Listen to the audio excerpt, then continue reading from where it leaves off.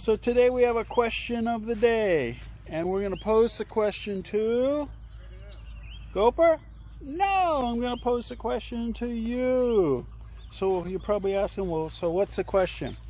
My question today is, are Chinese products just cheap junk, or are Thai people too rough on them? That's the question. I'm JC. This is Nat. Together we've helped hundreds of foreigners get more life for less money by having a retirement in Thailand. Now we've set out on a new adventure with the help of Danoi, Kakao, and Gopher. Together, join us on our journey while we turn this into this and make a food forest and help make Thailand green again.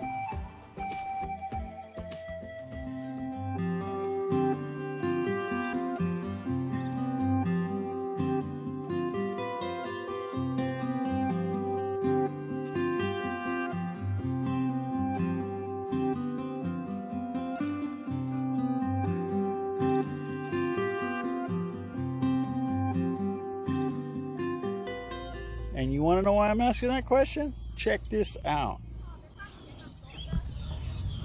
Okay, so let's see. Let me show you why I asked that question. We bought a weed eater because, as you can see out there, things are getting tall. The grass is getting tall. We need to cut it down. Now they have the weed eaters that you hang on your shoulder and you wield that way, but we also have pushing weed eaters as well. And so they use the one that you hang on your shoulder across the street. But I have a question, Nat. Yes. So, with Chinese products that we buy, Yes. are they just not so good, or is Thai people just too strong when they use them? Both, huh? Okay. So let me show you what we did. We bought this push weed eater, but first thing that happened to this guy was the wheel came off. So this is the wheel, and it came off of here. So that broke off first. That was the first thing.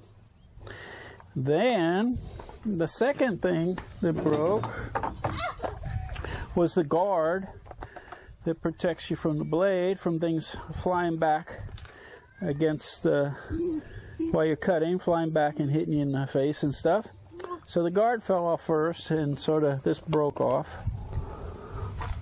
But I was able to put it back on, screw it back on and stuff. But then the final blow was, what is this? The blade. And so this is where the guard went as well. So this was on here. The guard locked on here. When this broke, the guard broke. And then it made this weak in here, and probably that's why it broke, because this got weak in here. But then this thing came out and exposed the whole shaft and everything, so then it's completely toast. I was able to use it as it slowly deteriorated, but then this was the kicker, the clincher. So if you're wondering how much we paid for it, it was only about I think it was like 3,200 baht. I'd asked Nat, but Nat, yeah, she said 3,200 baht. So that's like $106, something like that, just over $100. So it wasn't expensive. But now we're chasing the money. And so that's not so good. Now you're probably wondering, how long did it take for this to break to this extent? So even though it wasn't very expensive, we would expect it to last longer than, how long? One day. That was 24 hours, and that's how it looked. Now you're probably wondering, well, what the heck were you trying to cut with it? This is what we were trying to cut, this here.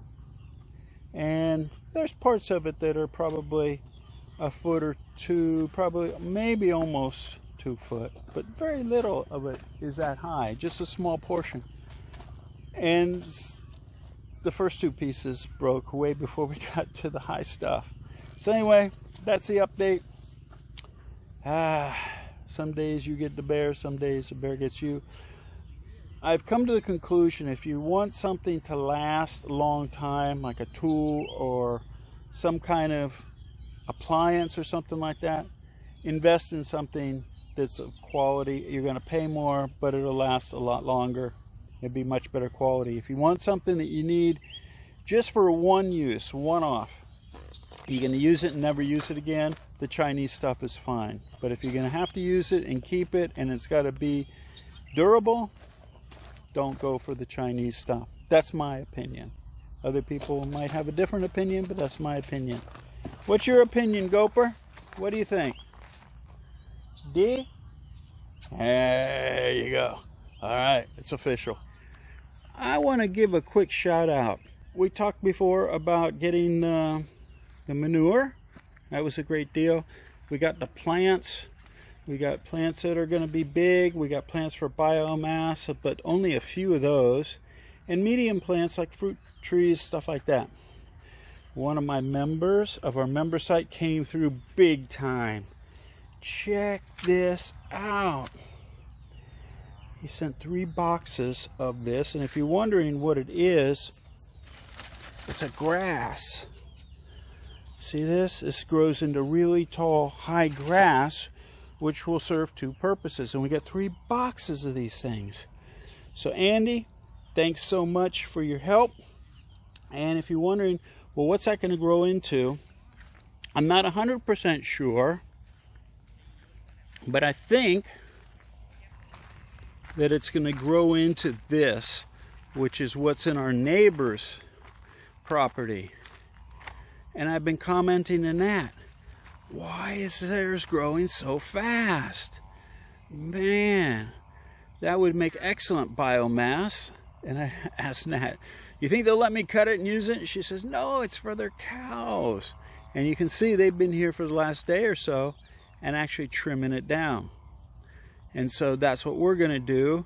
We're going to plant what the present was that Andy gave us in some of our land over here.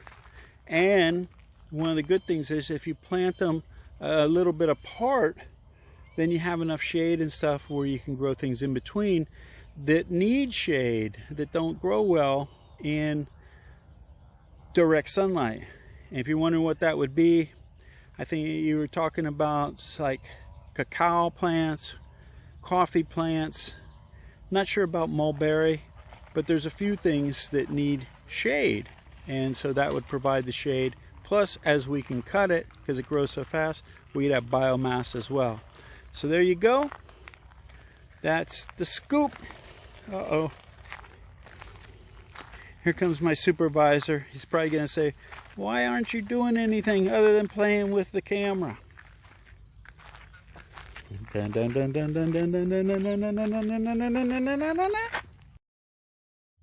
Well, gang, are you ready for the farm update? Yeah?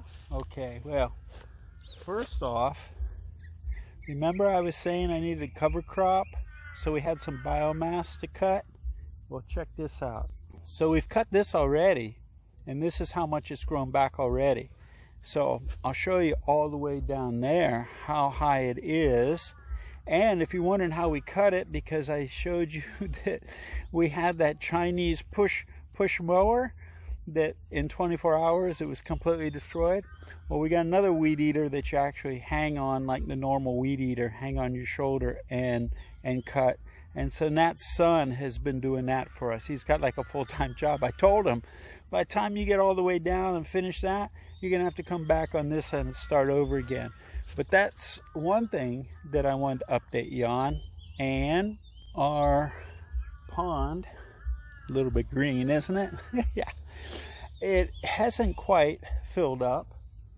It's still about half full. If we get some more rain consistently, that would be a good thing and help it to fill up. Now, this is the time of year I love in Thailand. I love this time of year in Thailand because all the rice is starting to grow. It's starting to come out. And so the whole place turns green, which is really beautiful. The color green of the newly sprouted rice is just gorgeous. I love that. So anyway, that's starting to happen. And You can also see the vetiver grass that we've planted around to avoid erosion has really taken off since we've been able to water it, and we've gotten some rain as well. Now, speaking of that grass, I mentioned our member Andy had donated a certain species of vetiver grass called pakchong, and it grows really fast and really big, and so we're using it for biomass. We haven't planted a lot of it yet. I gotta plan out where it's going to go, but I wanted to show you something here. The ones we planted already have some shoots coming out, so that's really cool, huh? Now, our syntropic planting is in sections, so we have really big timber trees. Then we have a center row, which is basically biomass and short trees and things like that. And then we have low trees like fruit trees and stuff, and it repeats like this over and over and over again. And I'll go into that when we get our community site set up about how this works. But it goes a long way, and there wasn't any rain happening until last day or so. We had a dry spell again, so Nat and I got a bolt on down to Cha'am, and we needed to make sure this was going to get watered while we were gone. So I've experimented with some irrigation. So this was my first experiment here, and then I realized that once we've got corn and stuff planted in here, once that corn gets big or the trees get big, we wouldn't be able to move this. The idea was to have it like a sled and move it around, but that isn't going to work. So I realized that real quick, and so we went ahead and made some single lines of irrigation. So we have 1, 2, and 3 more, and we'll be filling in between these, but Nat needs to get these medium-sized trees and the big trees in the ground because they've been in the pots too long. So we got to get those in the ground. Then we're going to fill in between these with, rows of vegetables and biomass like the grass that Andy gave us and stuff like that will get filled in to these areas. And so, but we've got a lot of trees in. Only a few of them have died. We got them in too late. We let them sit too long before we got them in the ground. And but most of them are doing really well. In fact, a lot of them have some new growth, which is really good. And that son, like I said, has been weed eating out here with our new weed eater. And around also Nat, you can see Nat has planted a big tree out here that will grow big. We got it sort of propped up. And some flowering trees that's going to be behind the house back here. And so all that's happening. And let me show you how much this grass has grown. I'm sure you all remember that when this was just dirt, right? Just clay. And Nat's mom comes out too and gets the mushrooms. She knows which mushrooms to pick to eat that she can eat. And so she's out here getting all these mushrooms and stuff. They're one step above hunter-gatherers in Thailand for the most part, except for the ones that live in the cities and stuff. They know how to forage still, and so that's really cool. I like that. In fact, we had some gang head last night, some mushroom curry made with our mushrooms here. But let me show you how high this grass has got in some places now. Check this out. We also have some potatoes. See, these are old manioc or yucca plants, and I told Nat's son, just leave those. If you encounter those, don't cut them down, just leave them, let them grow. But check how deep this grass is over here. Really deep. So anyway, that's our update for this week, and a lot of stuff happening. I got to get down to Cha'am to do some things, some errands, meet a couple people, hopefully make our member meeting down there, and then bolt back up here, and hopefully not get stopped and quarantined along the way or anything like that, and get planting. Got to get more stuff in the ground and get this moving, right? And I got some other exciting news for you about a temporary office that I can put on here. We'll be talking about solar soon. And if you're wondering how we got water out here. We don't have a well yet on our property, but Nat's parents, I put a well in a few years ago, and what I did was, I haven't buried this yet. I wanted to make sure everything was working right first, but I ran this pipe from her well. Now I want to run this from solar. Right now we're running it off of it because it's a 220 submersible pump. Right now we're running this off of a generator, and so that's not ideal, and we'll work on that. But what do you think? Looking good so far? So far so good? Yeah, we're sort of excited, especially that new stuff's coming up. You know, when new stuff starts sprouting, and also got a lot of biomass to throw on there. As he cuts down all the grass, her daughter rakes it up and then brings it over, and we can throw it on the beds, throw it on the trees, stuff like that for mulch. So all that's good. So anyway, that's the update. Talk to you soon. See ya. Good morning. So, what's the update? The update, I got back from Cha'am, so we're back, and time to hit the road running again. And so we've got somebody coming out. We got to get some, I'm using a generator to pump some water from the well next door, and we need to really get some power other than a generator.